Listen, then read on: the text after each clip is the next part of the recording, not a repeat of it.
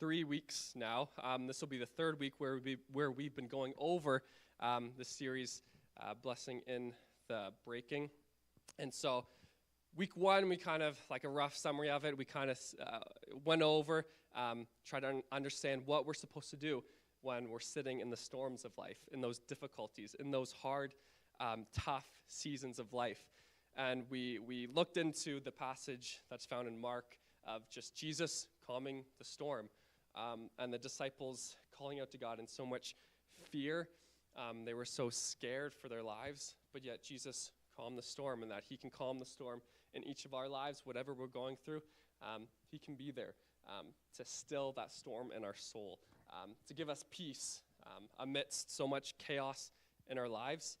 And then last week, we went over the different bits and pieces of the book of Job, and just what to do when, again, we're in those seasons of just crying out to God, like, why are these things happening in my life? Like, I don't feel like I deserve what's happening to me. And again, Job, it mentions before anything happens to him, it mentions he was a guy that feared God, an upright, blameless man who feared God, shunned evil, and yet so many things, so many difficult things happened to him. And it all happened to him at once, where he lost his family. He had sicknesses brought onto him. So many things just happened to him all at once. But yet, out of all of it, he still made the decision to praise God amidst the hard, difficult, stormy seasons. And so today will be the last sermon going over this series, which, if you have your Bibles with you, I'll ask you to turn to Genesis 37, verses 18 to 28, sorry.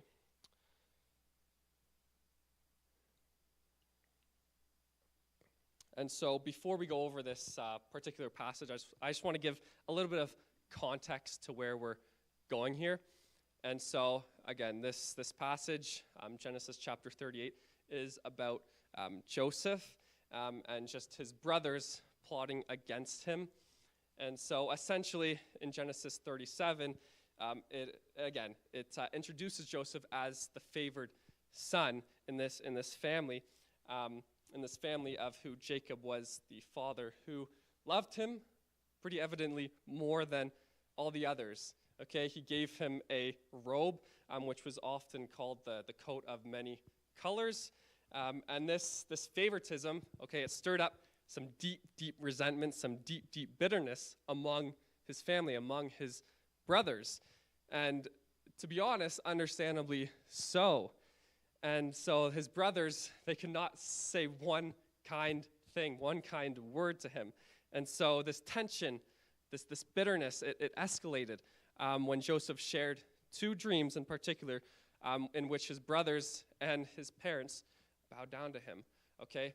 And so this happens, this is a dream that is more prophetic, happens in the future, and we'll get to that part later in the sermon. But these dreams that he's having are symbolizing his future authority. And these dreams, it only fueled their anger and their jealousy toward him. And so these dreams, again, symbolizing this future authority. Well, later Jacob sent Joseph to check on his brothers, as we'll start reading here in this passage, as they grazed the flocks near Shechem. And after some searching, Joseph found them at Dothan. And so it is at this point Joseph is approaching in his robe, and his brothers, they're burning with envy, with hate. And so this betrayal, it happens as we read here. And so starting at verse 18, it says, "But they saw him in the distance, and before he reached them, they plotted to kill him. 'Here comes the dreamer,' they said to each other. 'Come now, let's kill him and throw him into one of these cisterns and say that a ferocious animal devoured him. Then we'll see what comes of his dreams.' When Reuben heard this, he tried to rescue him from their hands. 'Let's not take his life,' he said. 'Don't shed any blood. Throw him into this cistern here in the wilderness, but don't lay a hand on him.' Reuben said this to rescue him from them and take him back to his father. So when Joseph came to his brothers, they stripped him of his robe, the ornate robe he was wearing, and they took him and threw him into the cistern. The cistern was empty. There was no water in it. As they sat down to eat their meal, they looked up and saw a caravan of Ishmaelites coming from Gilead. Their camels were loaded with spices, balm, and myrrh, and they were on their way to take them down to Egypt. Judah said to his brothers, "What will we gain if we kill our brother and cover up his blood? Come, let's sell him to the Ishmaelites and not lay our hands on him. After all, he is our brother, our own flesh and blood." So his brothers agreed. So when the Midianite merchants came by, his brother pulled Joseph out of the cistern and sold him for 20 shekels of silver to the Ishmaelites, who took him to Egypt. So you see here, Joseph is sold to the Ishmaelites and taken to Egypt. And so his brothers end up deceiving their father Jacob by dipping Joseph's robe in goat's blood and presenting it to him, making him believe that Joseph, well, he had been killed by a wild animal. And we see that a bit later on. But Jacob, he mourns deeply, okay? He has a lot of grief in this moment. Meanwhile, Joseph, just to fast forward a bit, he's sold to Potiphar, an official of Pharaoh and captain of the guard. And this transition, this shift, it marks the stage for the next thing that happens in Joseph's journey. Though betrayed and broken, though he was disappointed in this, God is positioning him in Egypt for the larger plan of preserving Jacob's family during the famine that would take place years later. And so what looks like the end of Joseph's life here as he is sold into slavery is actually the beginning of God's providential work through his suffering, through his disappointment.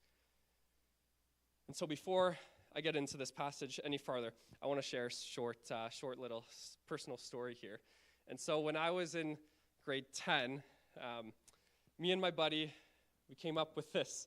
Well, it was mostly his idea. We came out with this teenage idea, okay? And so before I go any further, I want you to picture this, okay, with me, okay?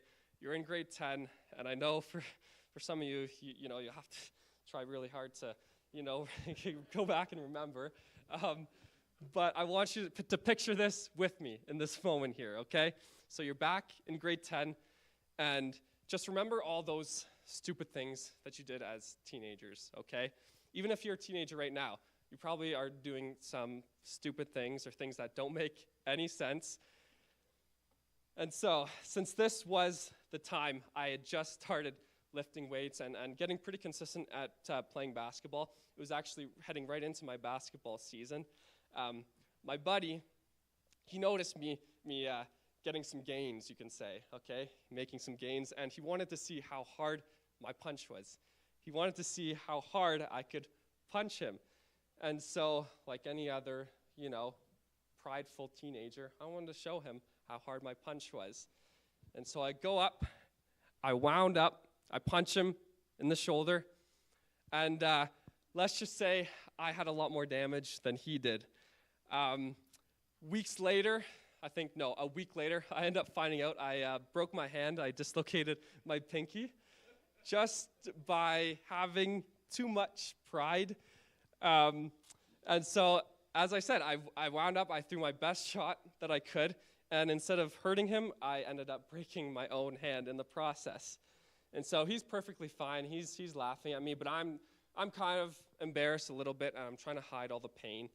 And you talk about backfiring. In the moment, I pretended that everything was completely fine, that it was painless. Okay, nothing serious happened to me. And even throughout that week, I toughed it out during basketball practice. I still tried lifting weights. But it wasn't until one of my parents' friends, who was a doctor, took a look at my hand. They noticed it from a distance, and they noticed the dislocated pinky, and they noticed the bulging in my hand, and they said I should go get an x-ray. And then that's when I found out that I had broken my hand, dislocated my pinky, and so that was a whole process of trying to recover from that. And so, again, at the time, it felt like pure embarrassment and pain as well. But looking back at it, it taught me a couple things, and it gave me, a funny story. And so sometimes our breaking moments, literally breaking, are the ones that teach us lessons we never learn otherwise. Okay, and I don't mean the lessons of just knowing common sense as a teenager, but knowing that sometimes pride comes before the fall, And this was a season where I definitely learned humility, and that maybe my strength wasn't in my fist after all. And so it taught me to learn plenty of things with my left hand. Later on, I ended up actually learning how to shoot with my left hand in basketball. And so it taught me many things. It broadened what I could do. And so Joseph's story is kind of like that in a sense, except on a much, much bigger scale. And so betrayal, being in the pit, being in prison, okay, it looked like it was the end for Joseph, but God used it to shape him, okay? He used it to grow him, and he used it to ultimately bless him, his people, bless people that he would ultimately save later down the line through the famine. And so when we refer to breaking in the blessing, or blessing in the breaking, we're reminding ourselves that the story of God's people is not one of smooth roads. It's not one that is easy. Okay, again and again, time and time again, we see that God often does his greatest work not on the mountaintops of life, but in the dry, deep valleys of life. That's when you often can see his glory shine through those moments. And so through trials, through setbacks, okay, through suffering, that's when we often see God's glory shine through those moments. So the breaking seasons we dread, because I doubt there's a lot of us here that pray for breaking seasons or pray for seasons where God just completely wrecks us and molds and shapes us into someone who's stronger. But to be honest, it's something that we sometimes need as a prayer.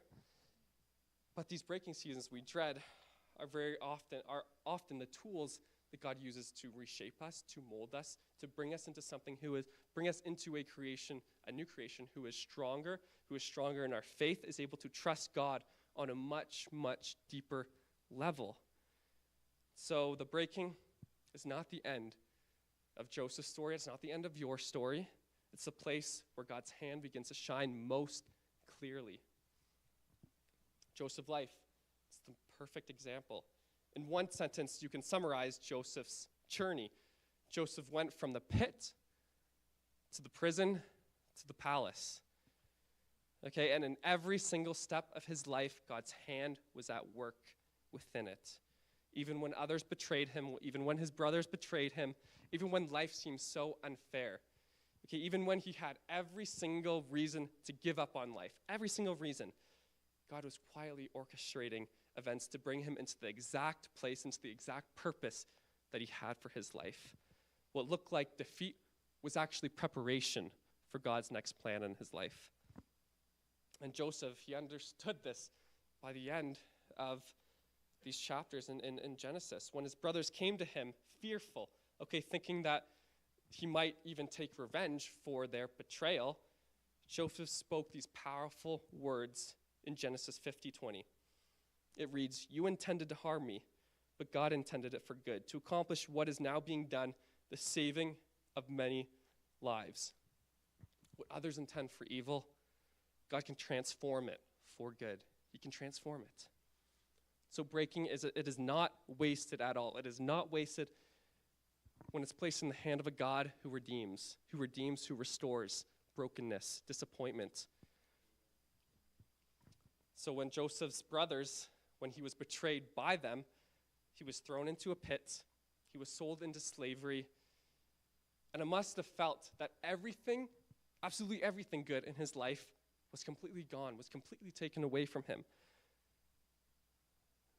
Okay, but Genesis reminds us that the Lord was with him. And that's where Romans 8:28 comes in. Okay, Romans 8:28, it reads, "And we know that in all things, God works for the good of those who love him and are called according to his purpose." And so notice Paul, he doesn't say all things are good, because betrayal isn't good, okay? Slavery isn't good, injustice isn't good, but he says in all things, God works for the good. So that means that the very things that hurt you, okay, the very things that hurt you that can actually become the most raw materials for God's greater purposes in your life. And so think about Joseph. The pit was real. Okay, the betrayal was real. The tears, the trauma that he had was real. It was all real. But those moments in his life became the very stepping stones, okay, to the palace, to where he was later in his journey, in his walk. The brothers meant harm, but God prayed that he used their sin, okay, into his saving plan. And in the same way, Romans 8:28 assures us that nothing is wasted. Not the pain, not the broken relationships, not the disappointment. God's purpose, it runs far deeper than your present circumstance, than your current circumstance. And so when you're in your own pit or moments of brokenness, betrayed, you're let down, you're misunderstood, Romans 8:28 is God's promise that he is weaving your story. He's putting together, molding you together a story that is far more something greater in your life than you could have ever imagined. So the blessing is not always visible right away. Okay, sometimes God makes that we mentioned this in week 1 about sometimes God just makes us sit in the storms of life, in the waiting, so that we can learn to trust in his providence and his provision, and who he is, a faithful and loving and good God. And so blessing is not always visible right away, but just like Joseph, what you think might be the end might actually be the beginning of God's greater plan for your life. Joseph's story here, it is so much more than simply injustice. Okay, it is also about identity. Up to this point, Joseph's life, it had been defined by his robe. Okay, we see earlier that he was favored, that he was the favored son. We see that early on. His position in Potiphar's house, and even his reputation for integrity.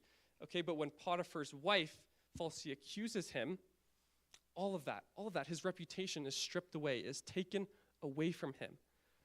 Joseph lost his robe, he lost his status, he lost his reputation. But what he didn't lose in all of it was God's presence. That's the one thing he counted on and did not lose, was God's presence. And for some of us here, we really need to think what our biggest idol is, because it could be reputation, it could be a relationship. But when God strips that away, we are left with one decision only.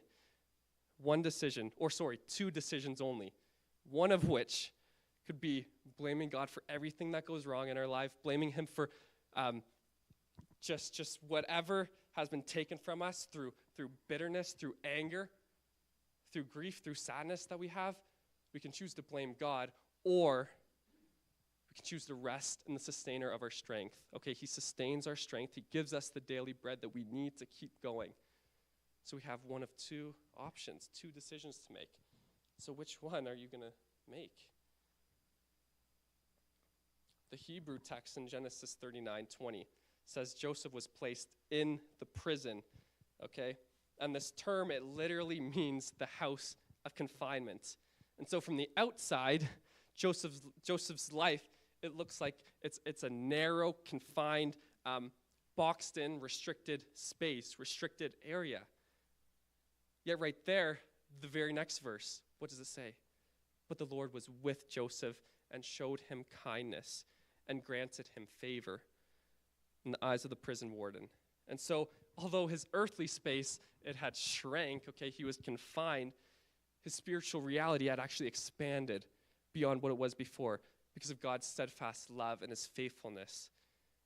What appeared as restriction in Joseph's life actually became the grounds for which God's presence could increase in him. And so Joseph's breaking here is not just about unfair suffering that he's going through, but it's about learning that your identity is not rooted in your circumstances. It's not rooted in what you are going through. It's not rooted in human approval at all, but it's rooted in God's love. And so the world, it can strip away your position. It can strip away status, what you have. That's what the world can strip away. But what it cannot strip away, what is guaranteed that it will not strip away, is God's presence over your life. And so this exact same truth, it can be seen in the New Testament as well. In 2 Corinthians chapter 4, verses 8-9, Paul writes, "We are hard pressed on every side, but not crushed, perplexed but not in despair, persecuted but not abandoned, struck down but not destroyed. And so the Greek word for abandon literally means to leave behind, to desert, to utterly forsake. That's what it means. And Paul declares that no matter what confines us, no matter what constricts us in our life, God never deserts us. God never forsakes us. So just like Joseph was put in prison, just like after he had spent so much time in prison, Paul says our outer circumstances, they may collapse, they may give way, but God never walks away. He never walks away from us. So many of us, we do feel the squeeze of confinement in our lives, squeeze of restrictment, okay? That can be finances, it can be relationships, okay? It can be health, it can simply mean unjust treatment. I don't know what your story is, but you know. It may feel like life has boxed you in, that there's no way out of the situation that you're in. But the truth is this: the house of confinement, the house of restriction, the area that you feel so boxed in can become the house of encounter with God. The house of confinement can become the house of encounter with God. So it's often in those narrowing seasons that God shows us the wideness of his presence. When seasons become so narrow and just keep us boxed in, that's when God's presence can be so widening and opening to us. So the breaking seasons, it reminds us that our identity isn't rooted in what people say, isn't rooted in our circumstances that we face, but our identity is rooted in the unbreakable presence of our Heavenly Father. Joseph lost everything except the one thing that mattered most, and that was God's presence, and that was enough for him. That was enough, more than enough. When we read Joseph's story carefully, okay, a phrase that keeps repeating on countless occasions is this, and it repeats 3 times through just chapter 39. The Lord was with Joseph. Genesis 39:2 says it. Genesis 39:21 says it, and Genesis 39:23 says it. It's almost as if the author of Genesis wants us to notice one thing, that he hopes we don't miss the point to. Whether Joseph was in Potiphar's house, okay, whether he was unjustly accused to be in prison, or eventually standing before Pharaoh, the true constant in his life, it wasn't tied to his circumstances, but it was God's presence. And so the greatest blessing in this life is not the absence of pain, but it is the presence of God. It is not the absence of pain, but it is the presence of God who keeps us, who fights for us when we have no strength left. Too often, we think that blessing, it means comfort, it means success. But in Matthew 28:20, we see this is where the Great Commission, okay, is authored by Jesus himself. But he says this promise to his disciples: "And surely I am with you always to the very end of the age." And surely I am with you always to the very end of the age. And so just like Joseph, the disciples, they were not promised something that would become easy, okay? They weren't promised ease, but they were promised the presence of God. Because God, he doesn't say, "I'll keep you from pits, I'll keep you from darkness, I'll keep you from prisons." That's not what he says. But he does say in Hebrews 13:5, "I will never leave you, nor will I forsake you." So when Pharaoh recognized Joseph's wisdom after he had interpreted the dreams of plenty and famine, he elevated Joseph from the prison to the palace, placing him second in command over all of Egypt. But in all of that, here's the key point here. Here's the key significant point. Joseph was not ready for the palace. He was not ready for the palace when he was young, when he was still living with his family, parading around in a coat of many colors. Okay, his pride, his immaturity, and his inexperience, it would have destroyed him in the place in the palace that he would end up being in. But it was the years of breaking in his life. It was the pit, the betrayal, and the prison that prepared him to lead with humility, that prepared him to lead with discernment, and that prepared him to lead with compassion. Because if he was put in that position at a young age, I doubt that he would lead the same way he was leading with the breaking that was happening in his life, because it was the breaking that molded and shaped his character into who God wanted him to be, who the leader that God wanted him to be. Genesis 41:38 records Pharaoh asking, "Can we find anyone like this man, one in whom is the Spirit of God?" And so what set apart Joseph, it wasn't just his intellect or his ability to interpret dreams, but it was the Spirit of God at work within him. The Spirit of God that was at work within him set him apart from everyone else. Because his trials, it didn't crush him completely, but they pressed him into God's presence so deeply that Pharaoh himself recognized God's Spirit flowing through him. And so I want to ask you this morning, wherever you are in life, do others who do not know God see a godly example from you? Okay, people who do not know God, do they see that you are different from everyone else? Or are you just another person that's trying to fit in with the rest of the crowd, blend in with the rest of the crowd? Joseph's rise to leadership, it wasn't just about him. His faithfulness, it led to Egypt and the surrounding nations, led to the surrounding nations that were being preserved during the 7 years of famine. And ultimately, this meant Jacob's family was saved, preserving the covenant line through which Christ would eventually come through. And Joseph's blessing overflowed to others because he remained faithful in the breaking. And so Paul reminds us in 2 Corinthians chapter 1, verse 4, that God comforts us in our trials, in our troubles, so that we can comfort those in any trouble with the comfort we ourselves receive from God.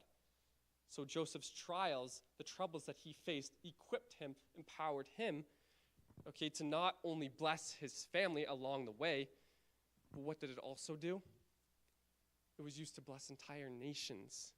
Entire nations. In the same way, our seasons of breaking, what we're experiencing, the disappointments in our life, can prepare us to minister to others in ways that we could have never imagined before, in ways that we could have never thought of before, because God's using our seasons to become a testimony to others, a testimony that we can share to inspire others in a relationship with God. So God's breaking, it's never wasted, okay? The pit shaped Joseph for patience. The prison shaped Joseph for the faithfulness he had to have with God. And the palace, it revealed the very thing, the very fruit, that was there in the preparation. And so the blessing, it wasn't just for him, but it flowed outward as well.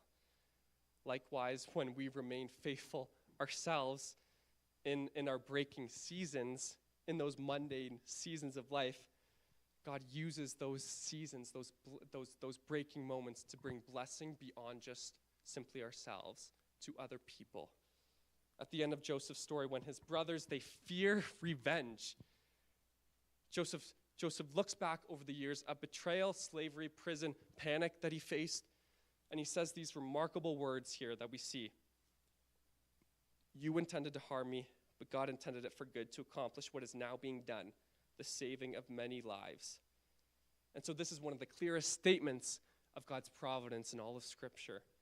Joseph does not deny his brother's sin. He doesn't. He plainly calls it what it is. You intended to harm me. But his brothers, they wove together all these evil schemes. But God wove together the very same things into a good plan, into a faithful plan for Joseph. Because God, he didn't cause their sin, But he took their sin and he overruled it, He used what they chose, their sinful nature, because God, he doesn't cause us to sin, but he uses their sin and he overruled it and he turned it into something good. And so providence, it means that nothing not even the worst of all human actions, not the worst of the worst, can derail the purposes of God, the purpose that God has on your life. And this story right here, it points forward to the story of Christ. Joseph's words point forward to the cross of Jesus. Just as Joseph was betrayed by his brothers, okay, you can see Jesus was betrayed by Judas for silver. Just as Joseph was unjustly condemned in the prison, okay, so was Christ, we see. Just as Joseph's suffering led to the saving of many lives, Christ's suffering, his crucifixion, his resurrection led to the gift of salvation for all. In Acts 2:23, Peter says of Jesus, "This man was handed over to you by God's deliberate plan and foreknowledge, and you, with the help of wicked men, put him to death by nailing him to the cross." Human evil, it was real, but God's presence, okay, his presence in this situation, it was far greater. It was far more. Through betrayal, through breaking, okay, through the crucifixion came resurrection and salvation to all. So the theology of providence, of God's provision, it's something that's not just individualistic. It's not something that pertains to just the individual themselves. But God uses personal breaking also for corporate blessings. Because your suffering, it may not even be mainly about you. It may be God's way of blessing others through you, through what you're experiencing.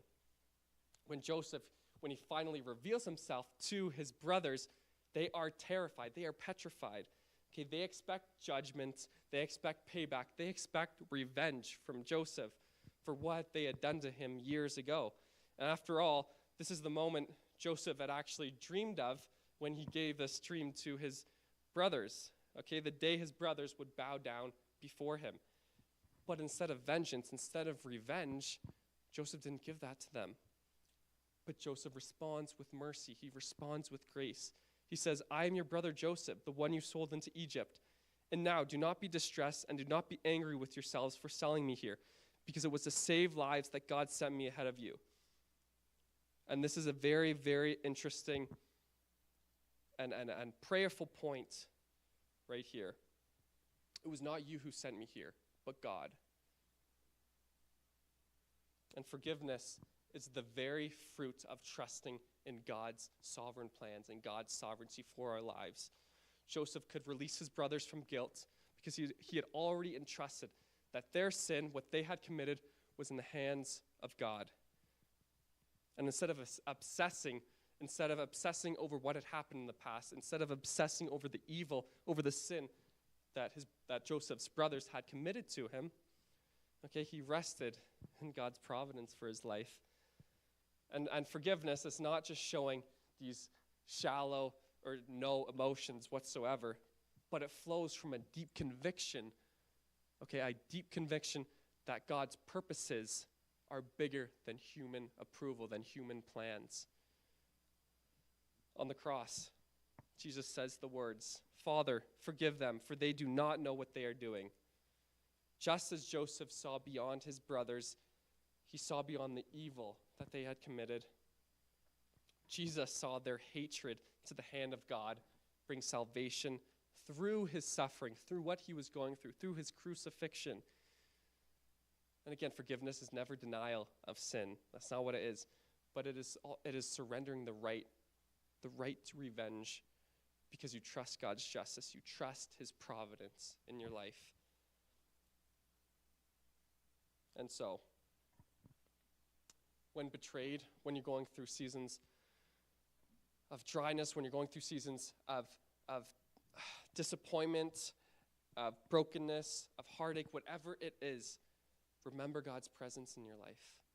Joseph, betrayed by his brothers, could have left him bitter for years and years and broken beyond repair, broken beyond even forgiving his brothers for what they had done. But instead, his life continually declared this truth that we see.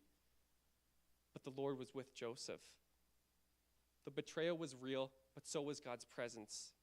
Betrayal by people, it does not mean the abandonment and betrayal by God. For us, when others let us down, we must remember the faithful presence of God that never leaves us. It never leaves us. Psalm 27:10 says this, though my father and mother forsake me, the Lord will receive me. When delayed, trust God's timing. Okay, Joseph waited years and years and years to go from the pit that he was in to the palace that he was in. Every delay, whether in Potiphar's house or when he was forgotten in prison, it was not wasted time, but it was used to build his character. It was shaping time. What feels like delay to us is often God's perfect preparation in our lives. So our role ourselves, what we are to do is to remain faithful and trust in God's greater plans for our life. Trusting that God's timing is never late because it's perfect. His timing is the only timing that's perfect.